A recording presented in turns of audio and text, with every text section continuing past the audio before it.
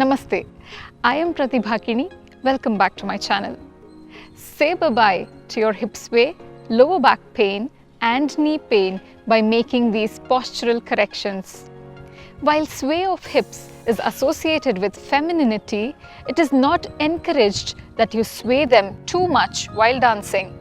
In today's video, we will see what causes that extra sway of hips among dancers, how it affects a dancer's health, how to reduce or avoid the hip sway while dancing.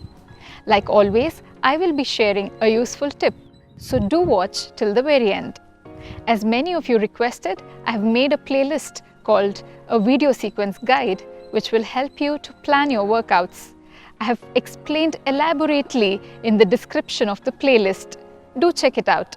Link is in the description box. Also, if you need more guidance, do attend my strength and conditioning and yoga workshops which I conduct every month. You will find the details regarding the workshops on my stories and community posts on YouTube. You might have observed that women sway their hip more when compared to men while dancing and even while walking. This is because a female body is anatomically different from a male body. A key difference between the skeleton of men and women is the pelvic bone. The female pelvis tends to be wider and shorter than the male pelvis. It needs to be this way because women's hips need to accommodate a baby when they get pregnant. In addition to this, the hip joint is also anatomically different. To explain in simple words, without using jargons, the pelvic bone needs to move along with the thigh bone as women walk, as compared to men where the pelvic bone stays roughly in the same position. Also, in men, the thigh bone has a small angle moving in towards the center of the body, but in women, the angle of the thigh bone is much larger. As a combined result, the pelvis has to rotate in order to allow a woman to walk. So what causes that extra sway of the hip while dancing, and how does it affect a dancer's health? The gluteus medius is responsible for keeping the pelvis neutral while dancing so that neither hip goes up when we perform an adavu or have one foot off the ground. When the swaying of hip becomes second nature from years of training, you might end up with weak butt muscles. While some amount of hip sway is natural, when it goes beyond natural, it affects gait, that is, a person's manner of walking, spine health, health of joints, and muscle balance.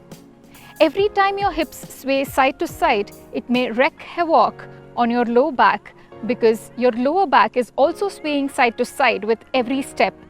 Similarly, when we have imbalance between the front and back, that is, really tight hip flexors and really weak glutes, the hip flexors can pull on our lower back, tugging it forward. Imagine a game of tug of war. It's the glutes' job to balance out the hip flexors. So how to reduce or avoid the hip sway while dancing? Some key suggestions would be to strengthen the glutes, core, legs, and work on hip stability. I have made videos for each one of them and have provided links in the description box below. Do check it out. I would like to tell you the benefits of not swaying hips, having strong glutes, and stable pelvis.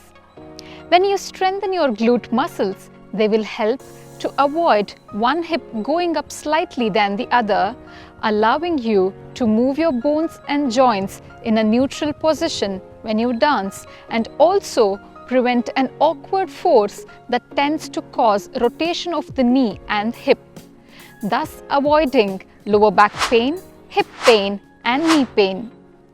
Dancing properly with a neutral pelvis can help to keep your joints safer and your muscles more balanced. This can provide you years of healthier, happier dancing and more active movement without pain or injury. I have already covered exercises which help to hold a neutral spine and pelvis in my previous episode of postural corrections and alignment. enclosing the link in the description box. Do check it out later. In today's tip section, I will tell you how to avoid hip sway. So to practice this, stand in front of a mirror and do only the footwork of the adavus in all 3 speeds. You could practice tattadavu, nattadavu, kudittu mettu, kudittu tattu, tattu mettu and other adavus where you do not move much from your initial position or retain aramandi throughout to see if you are swaying your hips or not. See to it that your hip doesn't sway erratically when you practice. That's all I had for today. It is important that we step back and unlearn things which are not aesthetic or may cause health hazards.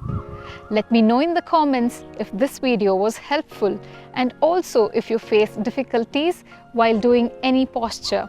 I will try to give you workarounds to the best of my knowledge. Give me a thumbs up, click that like button and share it with your friends. Be sure to subscribe to my channel because I post some super useful content every Saturday at 7 p.m. Thank you so much for watching and I will see you next week.